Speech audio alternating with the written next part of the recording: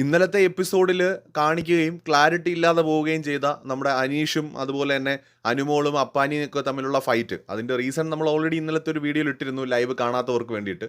നിലപാടില്ലാത്ത സ്ത്രീയെന്നും വീട്ടിൻ്റെ പരിസരത്തോ അയൽ വീട്ടിലോ തൻ്റെ വീട്ടിൽ നിന്ന് 1 കിലോമീറ്റർ ചുറ്റളവിലോ പോലും അടുപ്പിക്കില്ല എന്നുമൊക്കെ പറഞ്ഞ് അനീഷ് പറഞ്ഞ ഡയലോഗാണ് അത് വളരെയധികം അവരെ പ്രൊവോക്ക് ചെയ്തത്.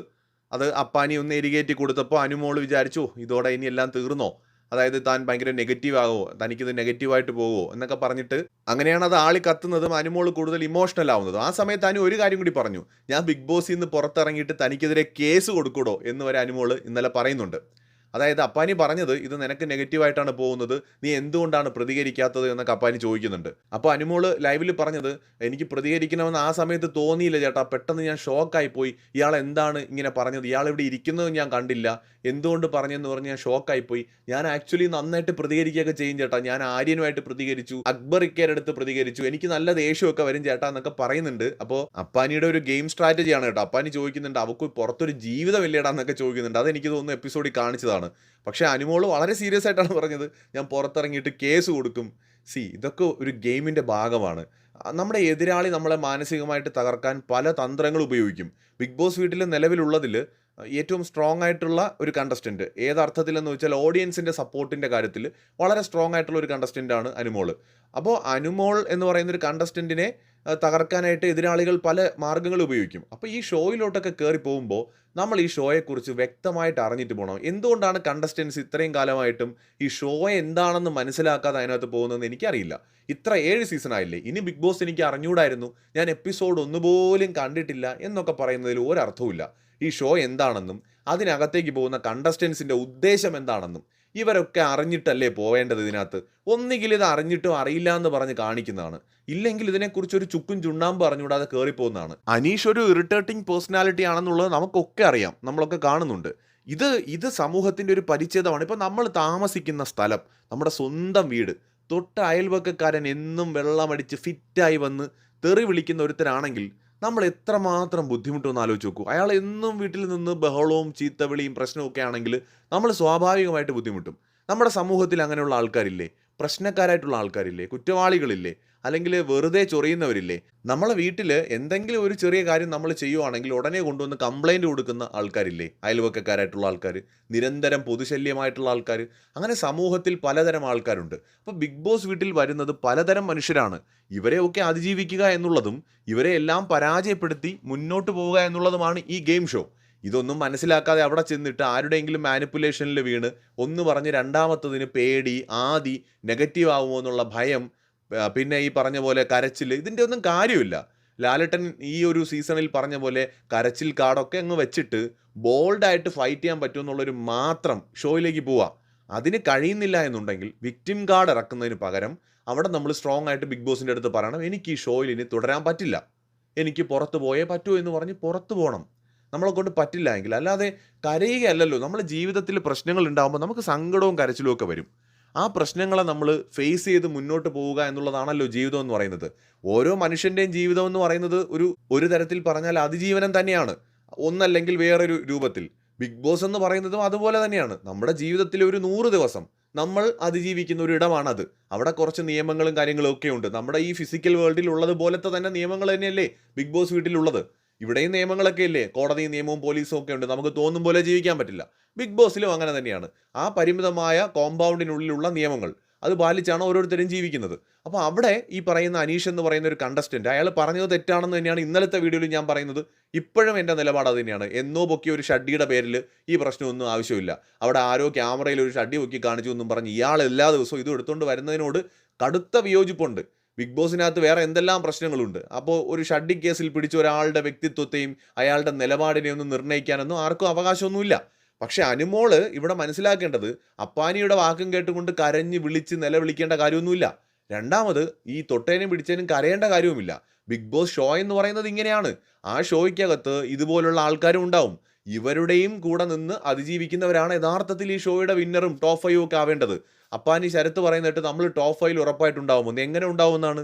ഈ പറയുന്ന അനീഷിന്റെ മുമ്പിൽ പിടിച്ചു നിൽക്കാൻ പറ്റാത്ത നിങ്ങൾക്ക് ടോപ്പ് 5 പോകുന്നതിനെ കുറിച്ച് ചിന്തിക്കാൻ പോലും ഇപ്പോൾ റൈറ്റ്സ് ഇല്ല.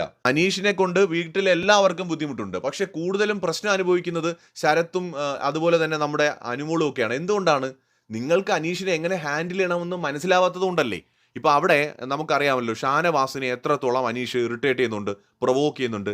തിരിച്ച് അതേപോലെ അതിനെ ഷാനവാസ് തന്നെ കൊണ്ട് പറ്റുന്ന രീതിയിൽ ഡിഫെൻഡ് ചെയ്യാൻ തുടങ്ങിയപ്പോൾ അനീഷ് അവിടെ ഒന്ന് മെല്ലെ ഒന്ന് സ്ലോ ആയി, അല്ലെങ്കിൽ പുറകിലേക്ക് പോയി.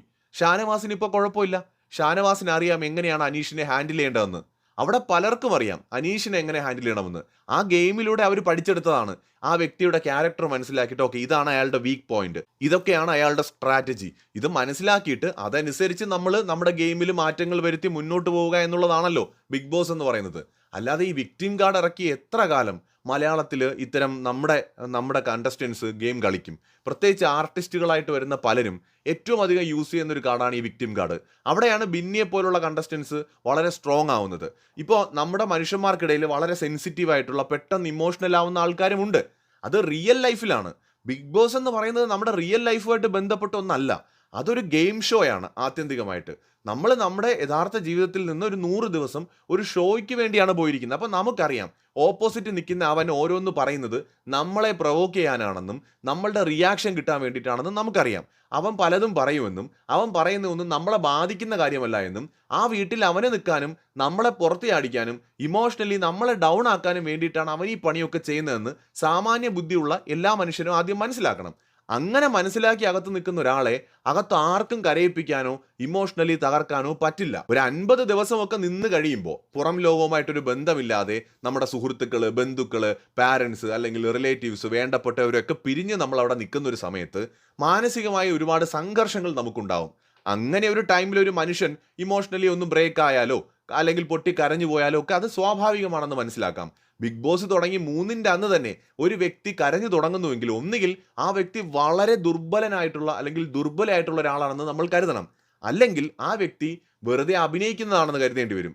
അതായിരിക്കാം അയാളുടെ സ്ട്രാറ്റജി എന്നും കരുതേണ്ടി വരും. ലാലേട്ടനും ബിഗ് ബോസും തന്നെ പറഞ്ഞിട്ടുണ്ട് ഇത്തരം കരച്ചിൽ കാർഡുകളൊന്നും ഈ സീസണിൽ പറ്റില്ല എന്നുള്ളത്. ഇവിടെ അനുമോൾ ഒരു ദുർബലമായിട്ടുള്ള ആളായിട്ട് എനിക്ക് തോന്നുന്നില്ല.